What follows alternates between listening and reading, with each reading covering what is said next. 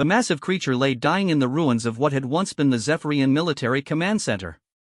Its body stretched nearly 30 meters from snout to tail, covered in thick, armored scales that shimmered with a deep purple hue. Each breath came as a labored wheeze, sending puffs of luminescent mist from its nostrils. The beast's 6 legs, each as thick as an ancient earth tree trunk, twitched occasionally as pain coursed through its wounded form. Korvac, the beast's handler and closest companion for the past 12 years, knelt beside the creature's enormous head. His own blue-scaled hands trembled as he gently stroked the space between the beast's golden eyes. Those eyes, each the size of dinner plates, looked up at him with an intelligence that few species truly understood. "Easy, Thrax," Korvac whispered in the ancient bonding language his people had used with war beasts for centuries. "Easy, old friend." The Confederation's final assault had been devastating. Wave after wave of plasma bombardment had reduced their fortress world to rubble. The Zephyrian resistance had fought bravely, but they were outnumbered 1,000 to 1. Their war beasts, the last of an ancient species that had evolved alongside the Zephyrians, had been targeted specifically by the enemy. The Confederation knew that without their bonded companions, the Zephyrians would lose not just their military advantage, but their will to fight. Thrax had been magnificent in battle. The creature could move with surprising speed despite its size, its natural armor deflecting most small arms fire. Its primary weapon was a bioelectric discharge that could disable enemy vehicles and kill infantry instantly. But, more than that, Thrax and others like him served as living fortresses, mobile command centers that could coordinate entire battle groups while providing devastating firepower. Now, of the 300 war beasts that had defended this world, only Thrax remained alive. The others lay scattered across the battlefield, their massive forms testament to the fury of the final battle. Some had died protecting civilian evacuation ships. Others had charged directly into Confederation battle lines, taking as many enemies with them as possible. All had died with honor, as was their way. Dr.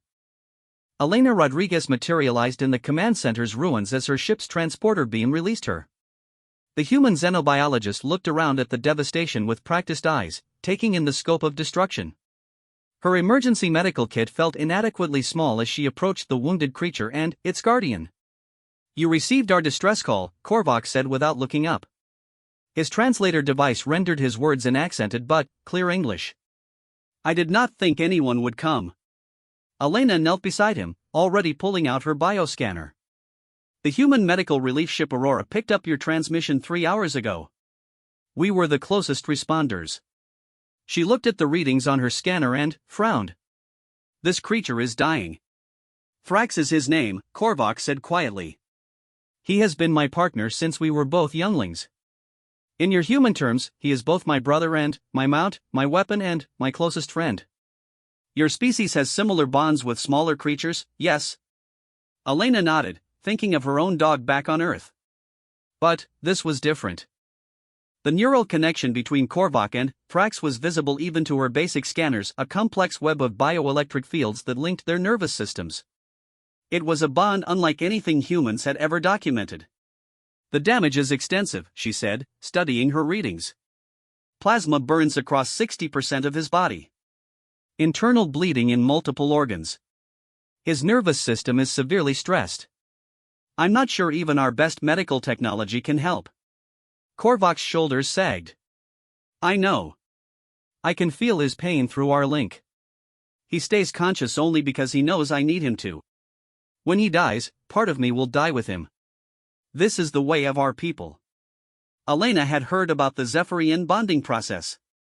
When a war beast died, its handler often followed within days, unable to cope with the severed neural connection. Some called it romantic nonsense, but her scan showed it was entirely real. The neural pathways that had grown between the two beings over years could not simply be severed without consequences. "There might be another way," Elena said slowly. "Our ship has a full xenobiological laboratory. We've been developing new techniques for treating massive trauma in alien species. It's experimental, but you think you can save him?" Hope flickered in Korvac's eyes for the first time. "I think we can try. But I need to warn you, the process would require transporting him to our ship.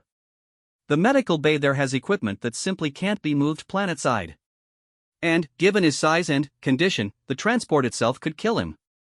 Korvac was quiet for a long moment, his hand never leaving Thrax's head. Through their link, he could feel the creature's life force ebbing away with each labored breath.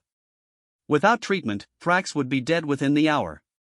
The transport might kill him, but it was the only chance he had. "Humans saved my people's evacuation ships," Korvac said finally.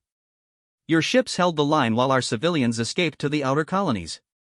You lost 12 vessels and hundreds of crew members to buy us time. Why would you risk more to save one dying beast?" Elena was quiet for a moment, considering her answer. "Because it's what we do. Humans have a saying, no one left behind. It doesn't matter if you're human or not. Life has value." She opened her communicator. "Aurora, this is Dr. Rodriguez. I need an immediate medical transport for a massive casualty. Clear the main cargo bay and prep the xenobiological surgical suite. And get me a structural engineer down here. We're going to need to modify the transport beam parameters significantly." The response came back immediately. "Doctor, are you sure about this? The readings we're getting show a creature almost 30 meters long. Our transport systems weren't designed for anything that size." "Then, we'll redesign them," Elena said firmly. "We have maybe 40 minutes before we lose the patient. I need everyone working on this." As Elena worked to coordinate the rescue effort, Korvac spoke quietly to Thrax in their ancient language. He told the beast about the humans who had come to help, about their strange ships that could travel between stars, about their stubborn refusal to abandon anyone in need. "Thrax is great." I focused on Elena as she worked, studying this small alien creature who had traveled so far to help. The Aurora's chief engineer materialized moments later, took one look at Thrax, and started swearing in 3 different languages. "Doctor, this is impossible. Our largest transporter pad is maybe 10 meters across. That creature is 3 times that size. Then, we use multiple pads," Elena said without looking up from her medical scans. "Link them together, expand the confinement beam parameters. Whatever it takes. The power requirements alone would drain our main engines. And the precision needed to keep the molecular cohesion stable across that much mass." The engineer trailed off, already working calculations on his tablet. "Figure it out, Jim," Elena said. "This creature has maybe 30 minutes left. And his handler will die with him if we fail." As the engineers worked frantically to modify the transport systems, Elena continued her medical assessment. Thrax was indeed dying, but his will to live was stronger than anything she had ever encountered. Through the neural link with Korvac, the creature was drawing on reserves of strength that should have been exhausted hours ago. "Your bond with him," Elena said to Korvac. "It's keeping him alive, isn't it?" Korvac nodded. "We share everything: pain, fear, hope. Right now, he fights not for himself, but because he knows I cannot survive without him. And I stay strong because he needs me to believe we will survive this." Elena had seen many forms of symbiosis in her xenobiological studies, but nothing quite like this. The neural connection between the 2 beings was so complete that they were essentially one organism existing in 2 bodies. It was beautiful and tragic at the same time. "Transport modification complete," came the voice from her communicator. "We've jury-rigged 4 transport pads together and rerouted power from non-essential systems. We'll have maybe 1 shot at this before the modifications burn out." Elena looked at Korvac. "This is it. Are you ready?" The Zephyrian warrior looked down at his bonded companion one more time, then nodded. "Thrax has never fled from battle. He will not start now." The transport beam engaged with a sound like thunder. Energy cascaded around the massive creature as the modified transporters struggled to lock onto and maintain coherence across his enormous form. For a terrifying moment, Thrax began to shimmer and fade, his molecular structure becoming unstable. Power levels dropping, came the urgent voice from the Aurora. "The modifications are burning out. Hold it together." Elena shouted into her communicator. "Just 30 more seconds." The beam intensity fluctuated wildly as the ship's engineers pushed their jury-rigged systems beyond all safe parameters. Sparks flew from overloaded circuits as the Aurora's main power grid struggled to maintain the massive energy draw. Then, suddenly, the ruins of the command center were empty except for scattered debris. Elena felt her own body caught in the transport beam as the modified system pulled her along with Korvac and his war beast. The last thing she saw before dematerialization was the smoking remains of the Zephyrian world, scarred by war but not yet defeated. They materialized in the Aurora's main cargo bay, which had been hastily converted into an emergency medical facility. Thrax's massive form barely fit in the available space, his tail extending into the corridor beyond. But he was alive, and the ship's medical sensors immediately began their work. "Neural activity stable," reported the ship's medical officer. "Massive trauma throughout all major systems, but the patient is responding to our life support measures." Elena looked at her instruments with growing excitement. "The bioneural interface is still intact. Korvac, can you still feel him?" The Zephyrian warrior closed his eyes for a moment, concentrating on the bond that connected him to his companion. "Yes," he said with relief. "Weaker than before, but still there. He knows he is safe. He thanks the humans for their kindness." "Then, let's get to work," Elena said, rolling up her sleeves. "We have a war beast to save." The medical operation began immediately as teams of human specialists swarmed around Thrax's massive form. The Aurora's cargo bay had been transformed into the largest surgical suite ever assembled, with medical equipment arranged around the wounded war beast like an elaborate mechanical forest. Dr. Elena Rodriguez stood at the creature's head, monitoring the bioneural interface between Thrax and Korvac.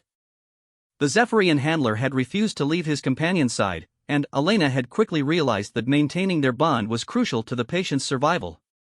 Every time Korvac moved more than a few meters away, Thrax's vital signs immediately destabilized.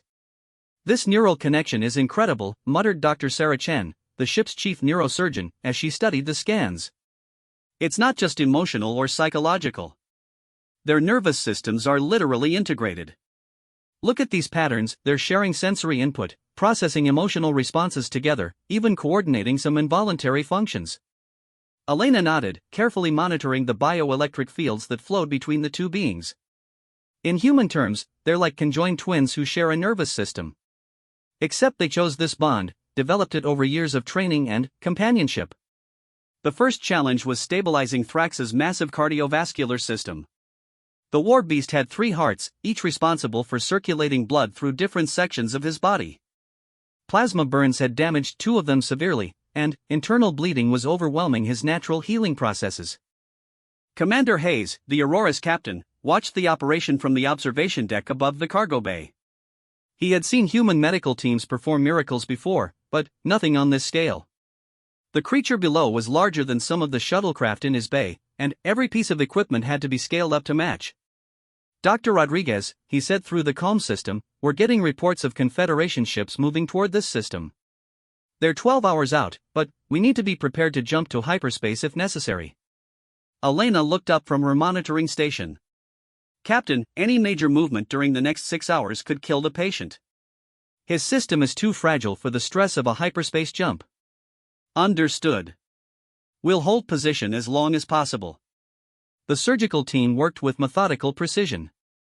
Human medical technology, originally designed for treating their own species, had been adapted over decades of contact with alien races.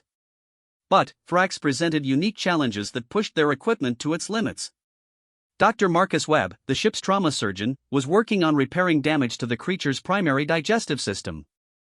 "These internal organs are unlike anything I've ever seen," he reported. "It's like trying to perform surgery on a living spacecraft.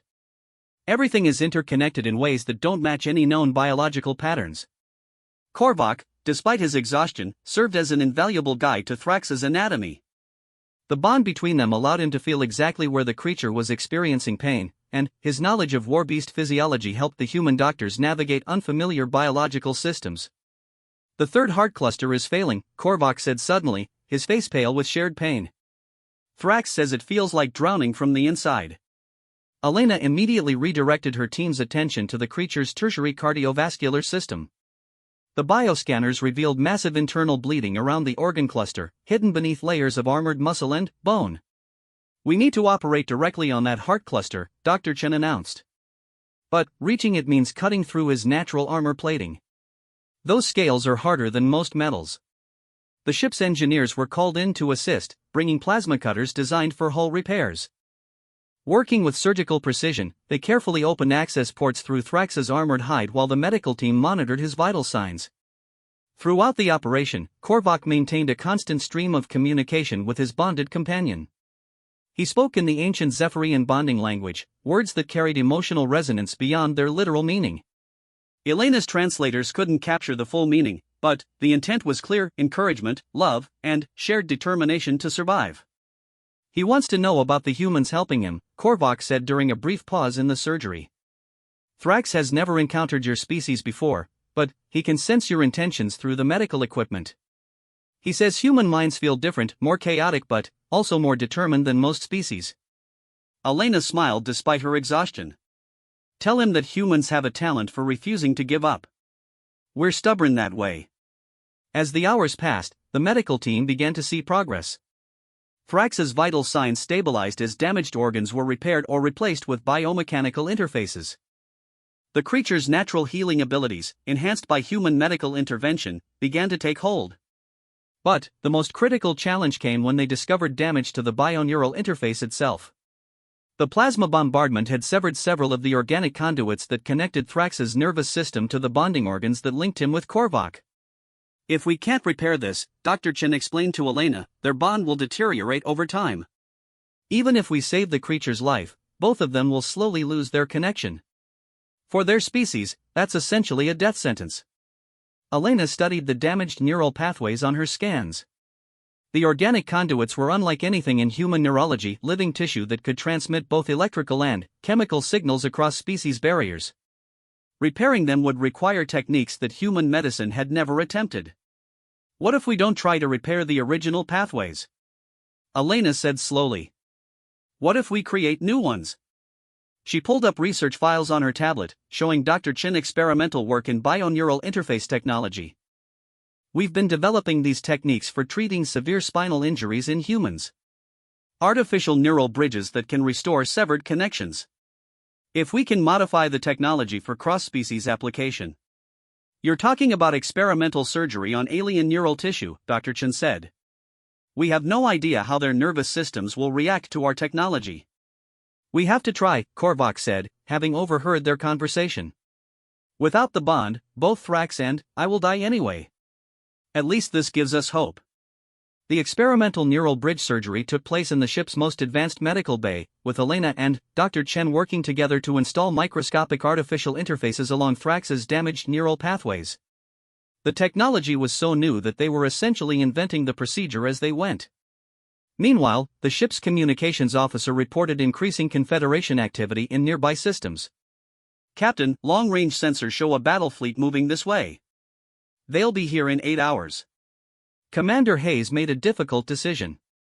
All non-essential personnel to evacuation stations.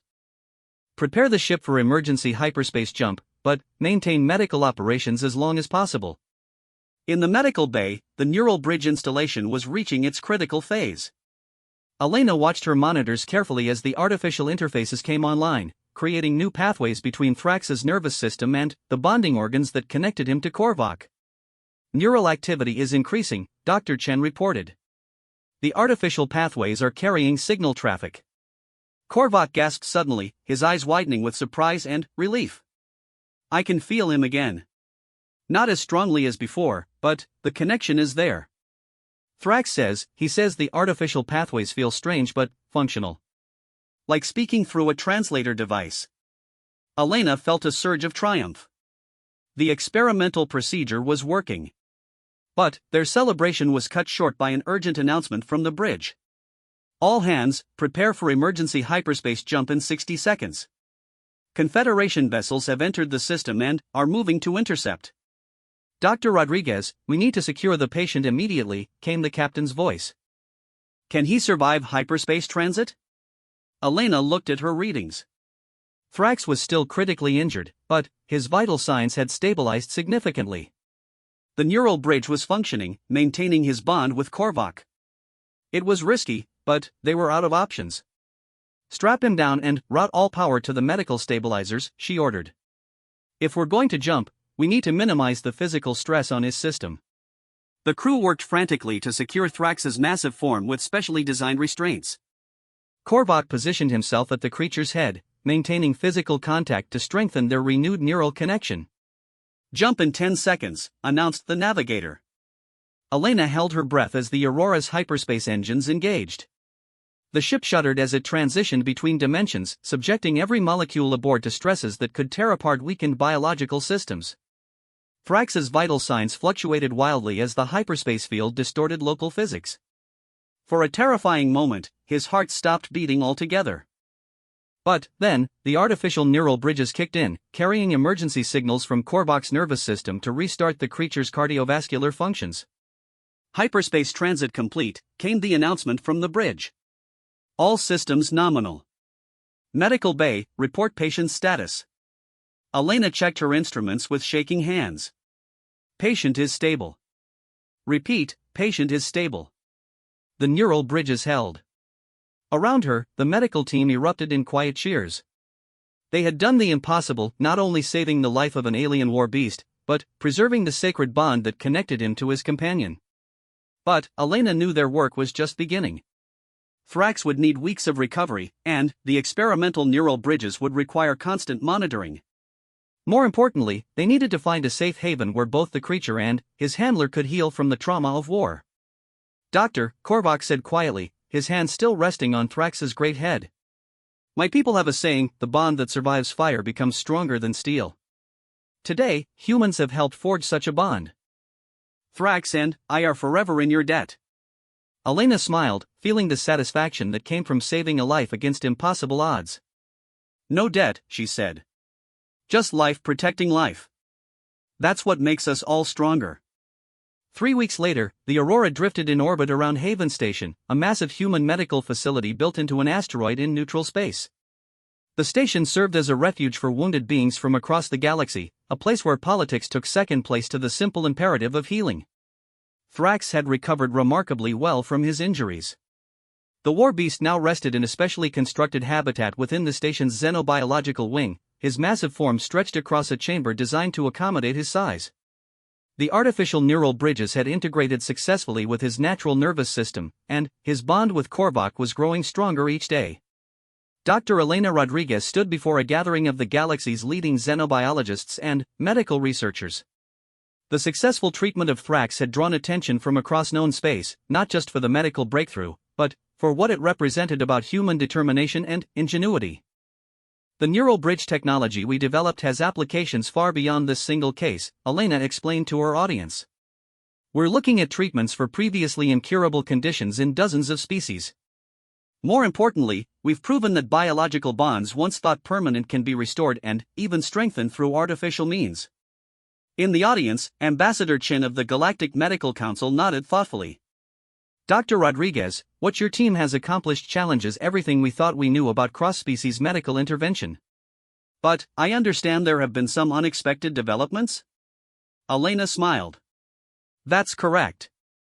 The artificial neural pathways we installed in Thrax have had some surprising effects. Korvok, would you like to explain?" The Zephyrian handler moved to the front of the room, his bearing proud but humble. Over the past weeks, he had become something of a celebrity among the station's medical staff, but he remained focused on his bond with Thrax. "The human-made pathways do more than restore our original connection," Korvok began. "They have enhanced it in ways we never expected. I can now sense Thrax's thoughts with greater clarity than ever before. More remarkably, he can sense mine in return." This caused a stir among the gathered scientists. Traditional Zephyrian bonding had always been primarily one-directional, with the war beast responding to its handler's emotions and commands but unable to communicate complex thoughts in return. Through the artificial bridges, Thrax can share his memories, his understanding of the world, even his opinions about our situation, Korvok continued. "Yesterday, he told me that he believes humans are the most remarkable species he has encountered. Not because of your technology or your weapons, but because of your refusal to abandon those in need." Dr. Sarah Chen, who had remained on the station to study the long-term effects of the neural bridges, stepped forward. "We're seeing neural pathway development that exceeds our most optimistic projections. The artificial interfaces aren't just maintaining the original bond, they're facilitating new forms of communication and shared experience." Elena pulled up holographic displays showing brain activity patterns in both Korvok and Thrax. "What we're seeing is essentially the evolution of a new form of consciousness, two beings sharing thoughts, emotions, and experiences in ways that neither species has ever achieved naturally. The implications were staggering. If the technology could be refined and adapted for other species, it might revolutionize communication across the galaxy. But Elena knew that the real significance lay elsewhere.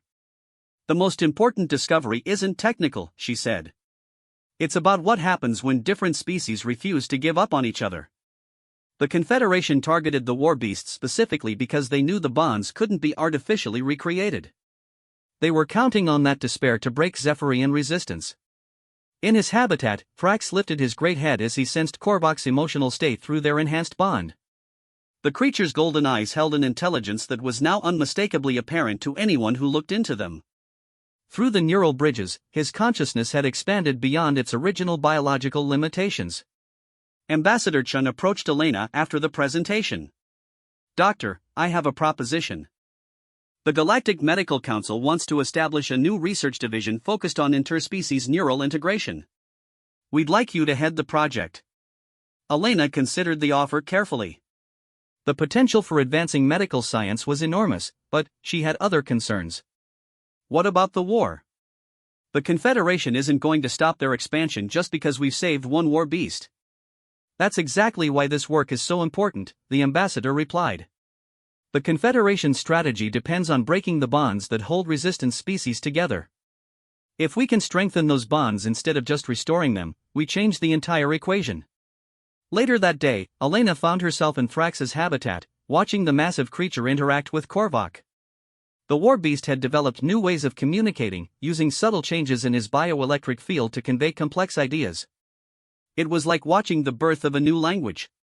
"He wants to show you something," Korvok said, placing his hand on Thrax's head. "Through our bond, he's been observing human behavior, trying to understand what makes your species unique."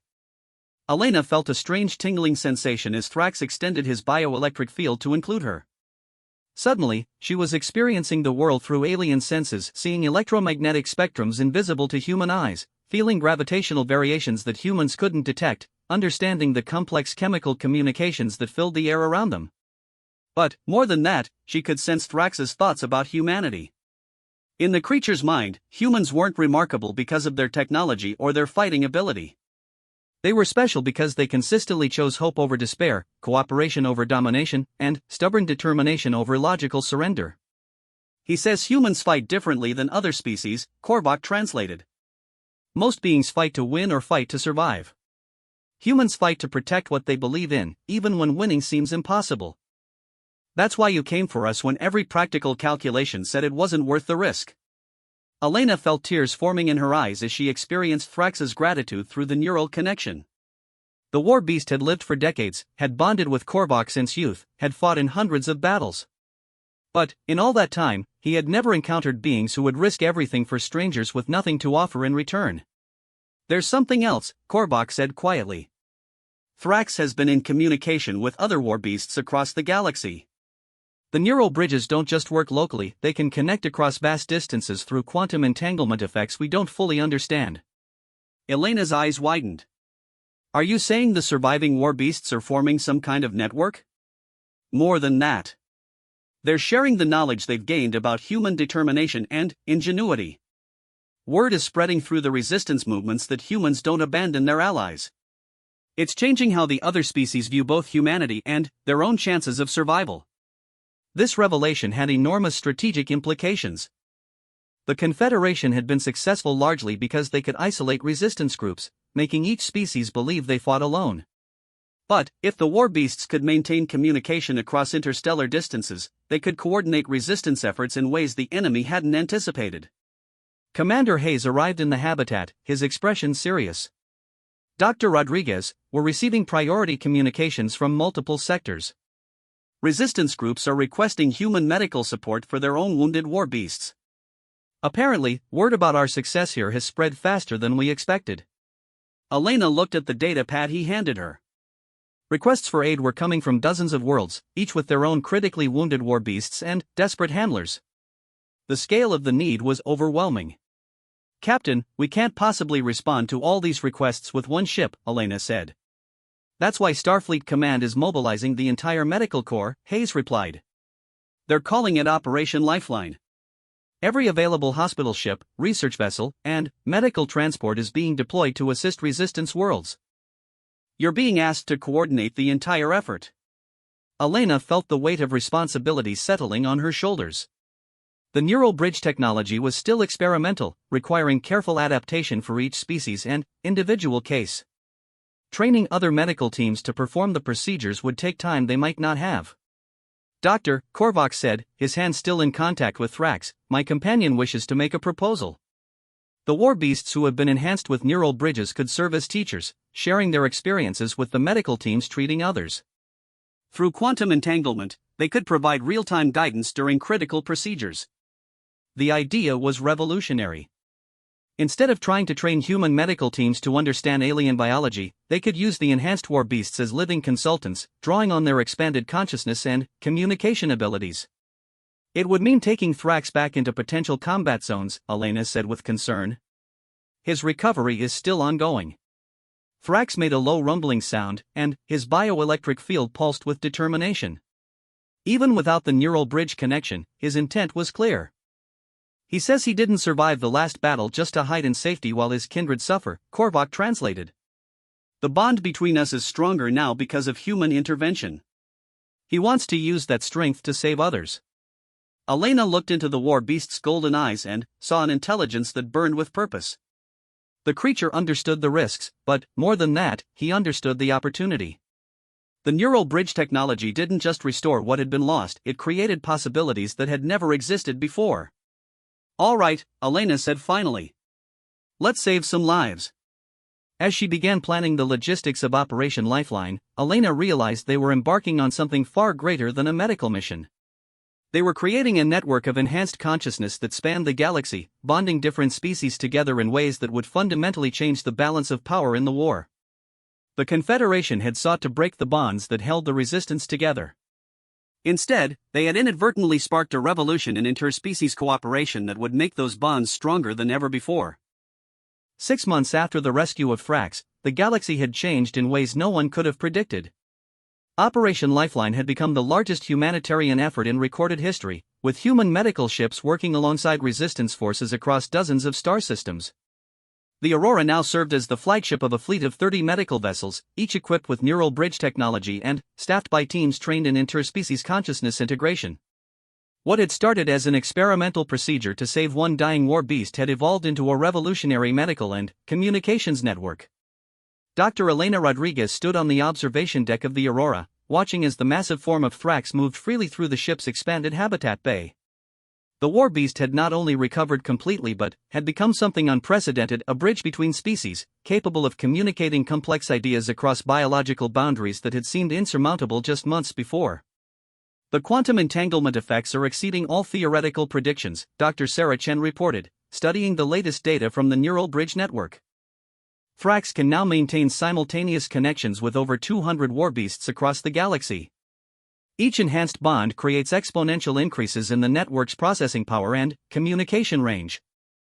Through the transparent aluminum viewing port, Elena could see Korvac working with his enhanced companion on what had become known as consciousness mapping, the process of teaching other war beasts to integrate with neural bridge technology. The Zephyrian handler had become something of a legend among resistance forces, proof that the bonds between species could not only survive but transcend their original limitations. The strategic implications had been immediate and profound. The Confederation's military doctrine had relied on isolation tactics, cutting off communication between resistance groups and forcing each species to fight alone. But the War Beast network had shattered those assumptions. Real-time intelligence flowed between worlds instantly, coordinated attacks disrupted Confederation supply lines, and, most importantly, hope spread faster than enemy propaganda. Commander Hayes approached Elena with the latest intelligence reports.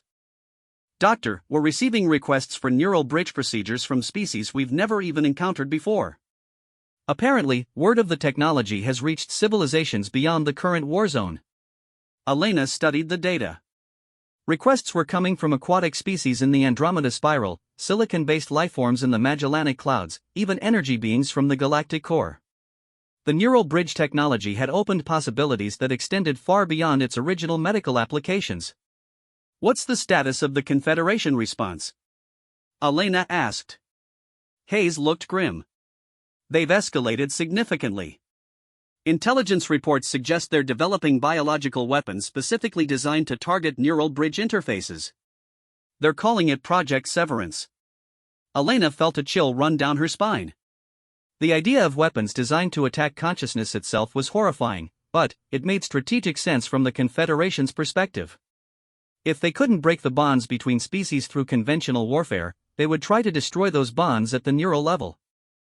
In the habitat bay below, Thrax suddenly lifted his massive head, his golden eyes focusing on something invisible to human senses. Through the quantum-entangled network, he was receiving urgent communications from war beasts across the galaxy. "Alert status," came Korvac's voice through the comm system. "Thrax is detecting coordinated attacks on multiple resistance worlds. The patterns suggest this is the beginning of a major Confederation offensive." Elena rushed to the communication center, where holographic displays showed the locations of neural bridge-enhanced war beasts throughout the galaxy. Red warning indicators were appearing across the network as battle groups came under attack simultaneously. "They're targeting the enhanced war beasts specifically," reported Lieutenant Torres from the tactical station.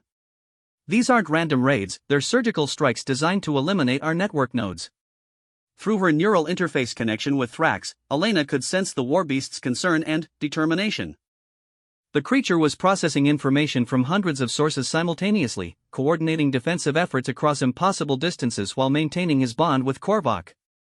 "Doctor," came a transmission from Captain Morrison of the medical vessel Hippocrates, "we're receiving distress calls from the Kepler system. Multiple war beasts down, handlers in critical condition. They're specifically requesting Thrax and Korvac for emergency neural bridge procedures." Elena looked at the tactical displays. The Kepler system was deep in contested space, well within range of Confederation battle groups.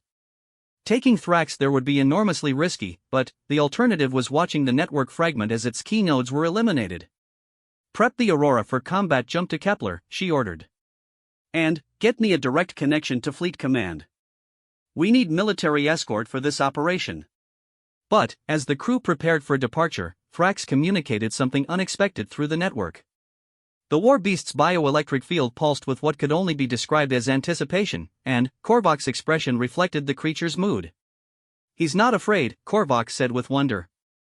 "Thrax says the Confederation has made a fundamental miscalculation. They think they're attacking isolated targets, but every assault on the network makes it stronger."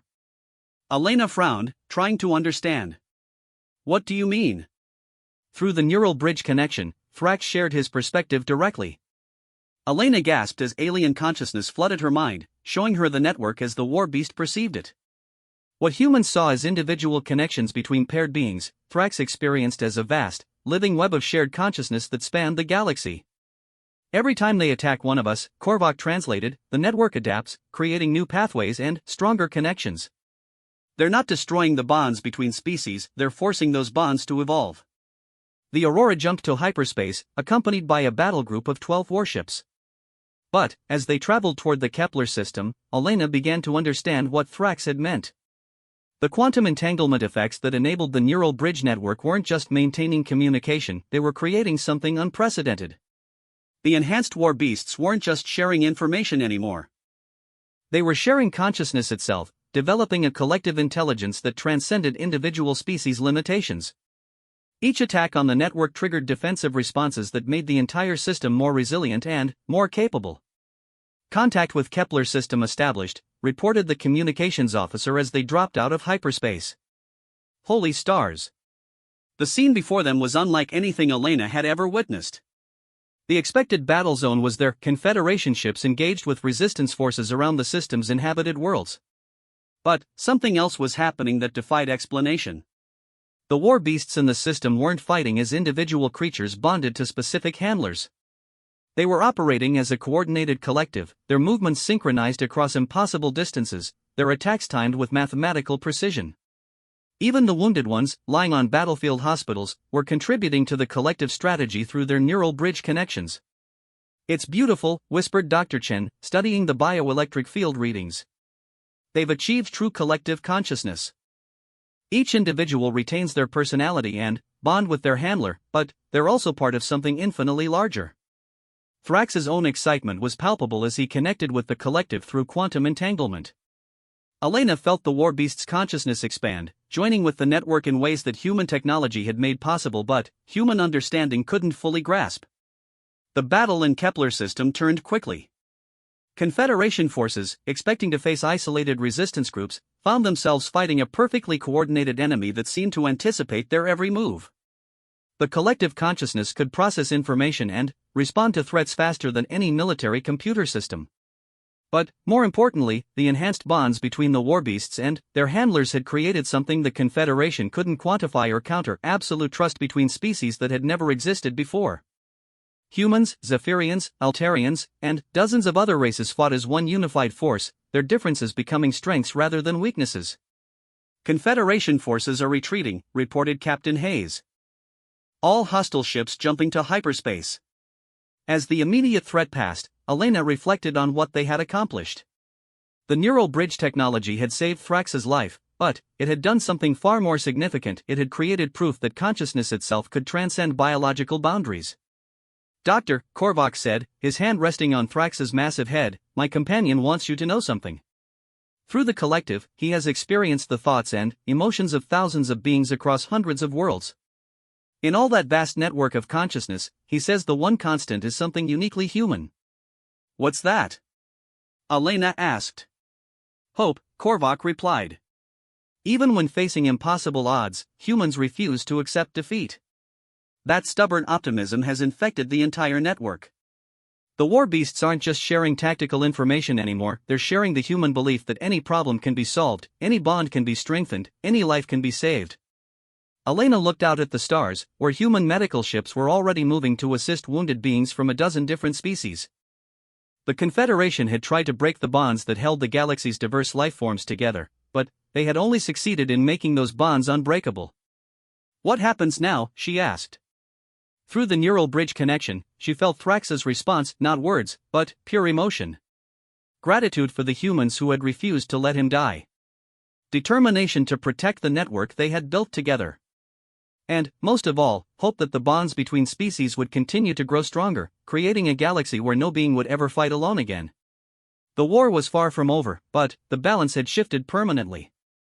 The Confederation faced not just military resistance now, but something they couldn't understand or counter: the collective will of countless species who had learned that their differences made them stronger when they stood together.